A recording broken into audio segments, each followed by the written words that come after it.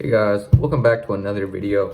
This is the Young Stoic, and today we're going to be talking about letting words affect you.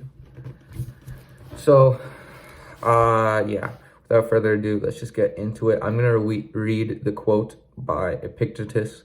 We've been getting a lot of Epictetus recently. But yeah, I'm just going to read that, and then I'll go straight into the commentation by the book because the quote is pretty short, and I'll leave my comments till the end. So, who then is invincible? The one who cannot be upset by anything outside their reasoned choice. Sorry, I kind of did the phrasing wrong on that. Let me read it again. Who then is invincible? The one who cannot be upset by anything outside their reasoned choice. Have you ever watched a seasoned pro handle the media? No question is too tough. No tone too pointed or insulting. They parry every blow with humor, poise, and patience. Even when stung or provoked, they choose not to flinch or react. They're able to do this not only because of training and experience, but because they understand that reacting emotionally will make their situation worse. The media is waiting for them to slip up or get upset. So to successfully navigate press events, they have internalized the importance of keeping themselves under calm control. It's unlikely you'll face a horde of probing reporters bombarding you with insensitive questions today, but it might be helpful, whatever stresses or frustrations or overload that do come your way, to picture that image and use it as your model for dealing with them. Our reasoned choice, our prohairesis, as the Stoics called it, is a kind of invincibility that we can cultivate. We can shrug off hostile attacks and breeze through pressure or problems. And like our model, when we finish, we can point back into the crowd and say, next.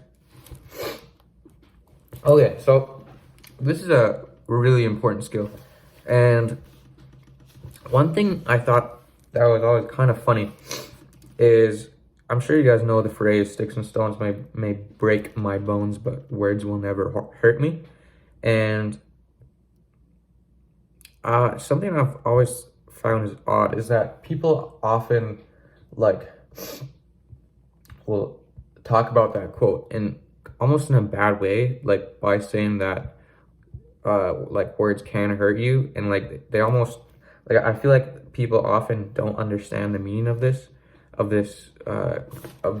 quote, which is basically to say that it's basically saying I'm strong. That's basically what it's saying. And people often act that you should be sensitive to words, but you should be able to empathize with people and understand their meaning, but you should also be able to basically have a filter on that will filter out all the bad and hurtful stuff that people will say. 1 second, my dog's barking. But yeah, you should be able to filter out all the bad things that people will say, while also being able to understand and let the good things that people say lift you up. And yeah, so I think when I hear the quote about sticks and stones may break my bones and all that, I find it as inspiration, because it's saying you should be able to have control of the things that affect you. But with that, you should also be able to understand that your words can affect other people. And most people don't have the kind of expertise to be able to filter out all the negative things and trash talking that people might say. So you can often end up in the company of someone that doesn't have as strong as a filter as you do.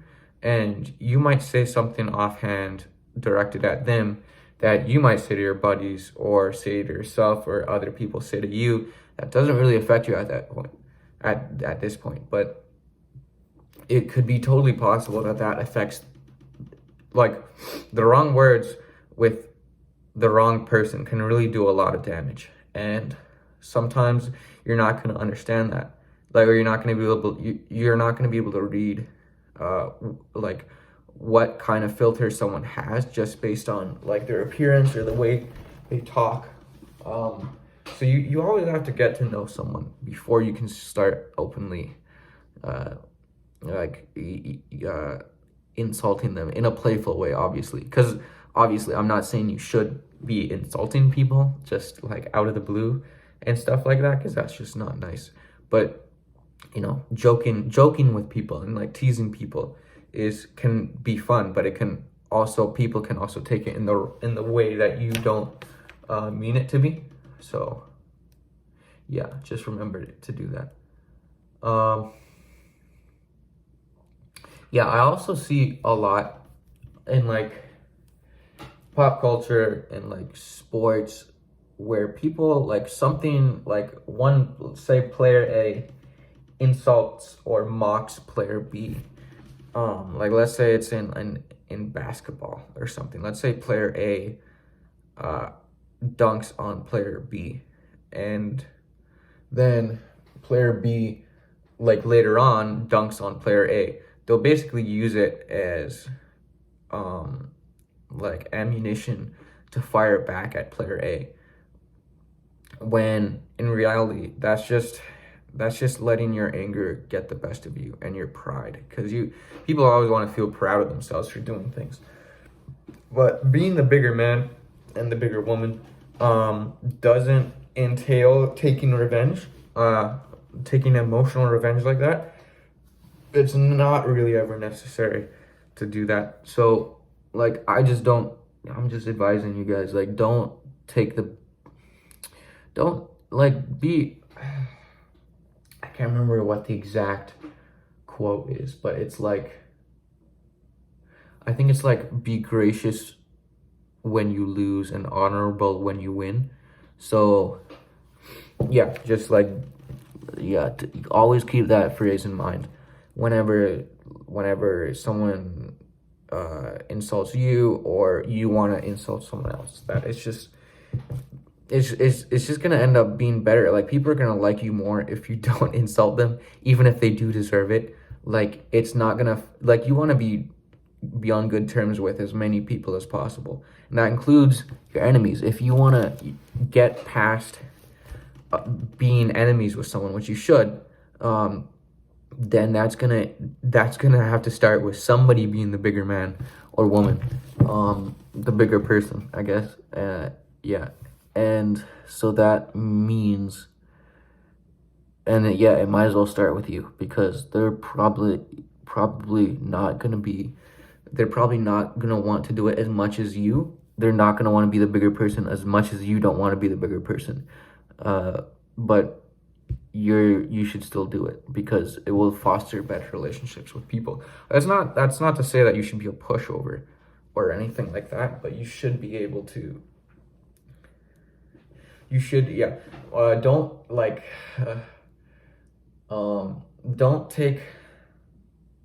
If people, like, you should always be honorable and stuff, but don't. I don't know. Okay. How should you go about, like, if someone was continually insulting you, like, you shouldn't resort, like, listen, I don't know, if someone like, I don't know, obviously try to communicate with them that what they're doing, like, you don't like it. That's might not work all the time, or if they're a grown adult, then it might work. And then if that doesn't work, then just like try to, like, if someone's not a good source of inspiration and someone that can help you build up, then you should cut them out of your life, because like they're not going to help you grow if they're just always smothering you with negativity. So yeah, that's all I have to say to that. Like, it's going to be unique in every situation, but yeah, don't hang around people that are negative and that insult you, because that just makes you look like a pushover. I guess, yeah, that's the only thing I can really think of besides violence, which you shouldn't resort to. And I mean, you're not always going to be insulting someone back. Is just never, well, not, I don't know, never, but it's not the best. I don't think it's ever the best course of action. So yeah, that's all I have to say about that. So,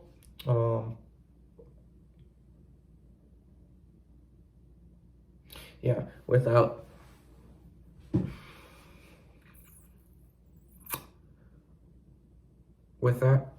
I just want to, yeah, always keep in mind, be gracious when you lose and honorable when you win. And that's all that I really have to say on this topic. If you guys have any advice or anything you want to say, then put it in the comments. And I hope you guys enjoyed this video. And I hope to see you in the next video. If I don't, then have a good life. Goodbye.